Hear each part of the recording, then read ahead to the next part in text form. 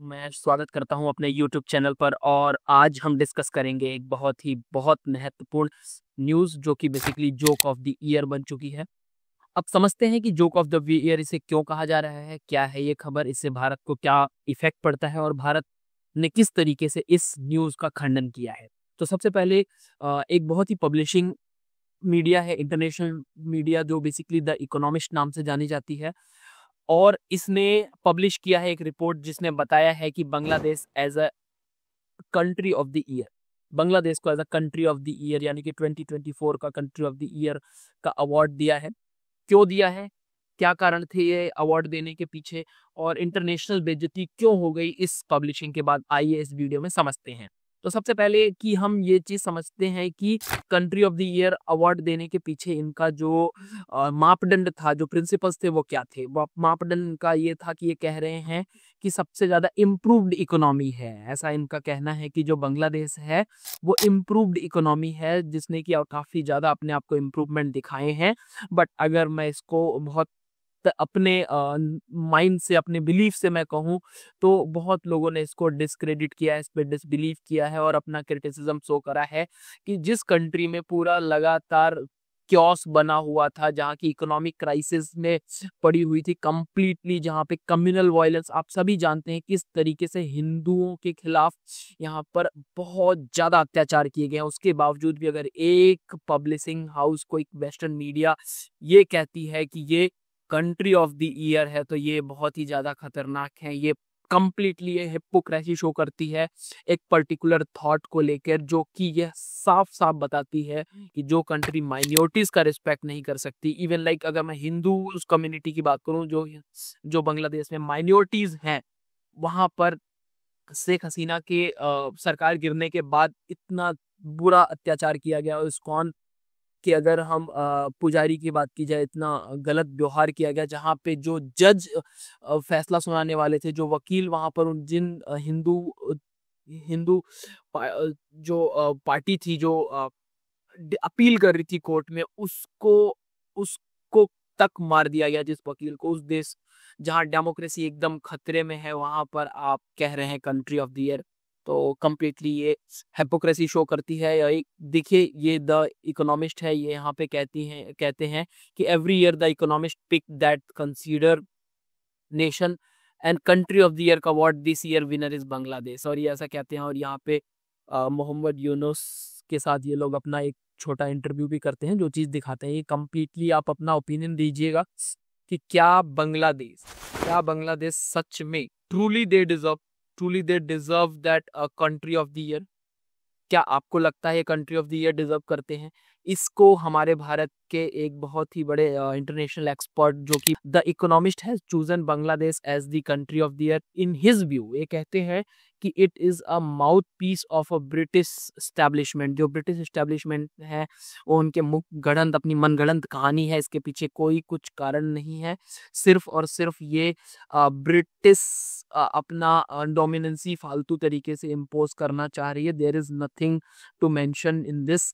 और ये ऐसा इस तरीके से मेंशन कर रही है कि ये जो पावर है, ये मिसयूज ऑफ द पावर है, अपने टाइटल को बेसिकली डिसऑनेस्ट तरीके से ये नैरेटिव सेट करना चाह रहे हैं अपने अकॉर्डिंग।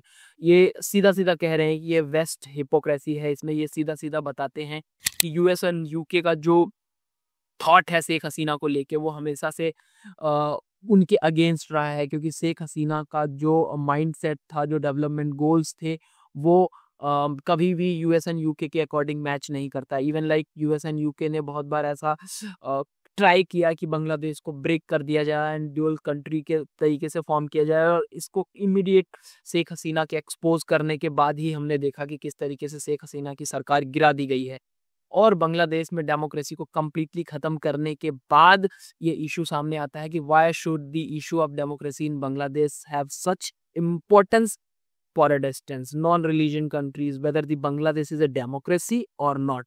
सो इतनी सारी बातें होने के बावजूद भी जो यूएस यूके हैं वो स्टेक लेते हैं बांग्लादेश को, और जो उनकी एक तरीके से जो एक माइंडसेट बना हुआ है कि यूनाइटेड स्टेट्स और यूके के एक जो थॉट है, उसके अकॉर्डिंग एक पपेट बिठाया गया है एज अ मोहम्मद जूदिस बांग्लादेश में। तो ये कंप्लीटली हिपोक्रेसी है, ये अमेरिकन और ब्रिटिश माइंडसेट का। और ये जो भी पब्लिश किया गया है ये कंप्लीटली वेग है, विदाउट रिसर्च्ड है। और ये जिस कंट्री का अगर हम देखें, जो कंट्री कंप्लीटली क्राइसिस में जा रही है, जिनको खाने के हम लाले पड़े हुए हैं, जिस कंट्री के जो पुअर पीपल हैं वो स्ट्रगल कर रहे हैं फूड के लिए, उस कंट्री की आप बात कर रहे हैं कि they are country of the year. Oh hello, it's a completely hypocrisy. Don't trust on such medias. And आगे देखते हैं बांग्लादेश के और जो म्यांमार और इंडिया के रिलेशंस हैं, वो जो न्यू डेवलपमेंट यहाँ पे हुआ है वो बहुत ज़्यादा इशू क्रिएट करने वाले हैं आने वाले समय में शॉर्टेज ऑफ राइस को लेके। शॉर्टेज ऑफ राइस को अगर मैं कहूँ तो अभी रिसेंटली 50,000 टन्स इंडिया से इन लोगों ने असिस्टेंस की थी, असिस्टेंस की रिक्वेस्ट करी थी। इतना अगर भारत कर भी देता है, स्टिल मैं ये बहुत ही ज़्यादा दावे के साथ कहता हूँ कि they are not going to fulfil their countries food requirement. Even the situation is very complicated in upcoming days.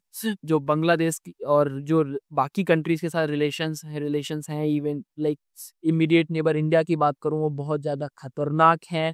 Bharat जो है जितना कॉपरेट करने की कोशिश करता है, बट जिस हिसाब से वहाँ पर हिंदुओं के साथ हुआ है, अब आगे भारत की स्ट्रेटेजी क्या रहती है देखने वाली बात है। रिसेंटली बांग्लादेश गवर्नमेंट ने ये बात करी है कि जो शेख हसीना है उसको एक्स्ट्राडिट करें भारत से, और इसके बाद जो एक्शन होगा उसको डिप्लोमेटिक टाइज के तहत लिया जाए। बट बांग्लादेश फॉरेन पॉलिसी और म्यांमार के साथ जो है ये बहुत तरीके से ऑड है, बहुत रीजनल पावर्स हैं। During the recent special meeting अगर Thailand and Myanmar, China, India, Laos और थाईलैंड की अगर ये सब बात किया जाए, तो फॉरेन मिनिस्टर्स ने एक स्टेटमेंट क्लियर करा है कि would be not recognise the Arakans army और demanded Myanmar to take back the approximately the millions of the Rohingyas refusing to living in the Bangladesh. जिस हिसाब से इन्होंने कंट्री का हाल मचा दिया है, वहाँ पर कोई भी लोग सेफ नहीं है, ना फूड सिक्योरिटी है, ना लाइफ सिक्योरिटी है, ना हेल्थ सिक्योरिटी है, ना इकोनॉमी का कुछ अता पता है। और आप कहते हैं कि ये कंट्री ऑफ द ईयर है। Oh hello, it's totally issue for publishing. आप ये कंप्लीटली वेस्ट हिपोक्रेसी है, इसको डिनाई करते हैं, इसको खंडन करते हैं। और ये जो रोहिंग्या क्राइसिस है, ये factor in this storage, food storage का इशू लगातार बना हुआ है।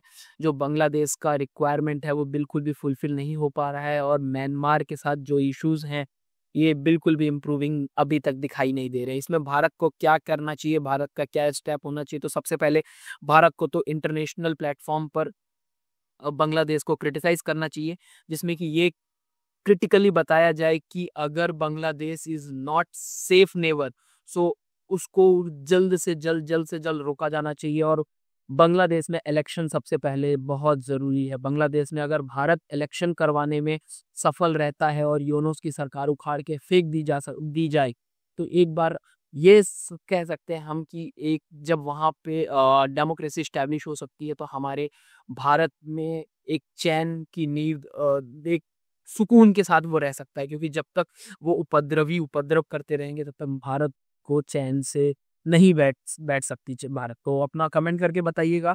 आशा करता हूँ ये वीडियो आपको अच्छा लगा होगा। बांग्लादेश की इस तरीके की ऊपर अपलिफ्टमेंट करना, ताकि अपना वो माइंडसेट, आइडियोलॉजी स्टैब्लिश कर पाए। आपको किस हद तक सही लगता है कमेंट करके बताइएगा। मिलते हैं नेक्स्ट वीडियो में, तब तक के लिए धन्यवाद।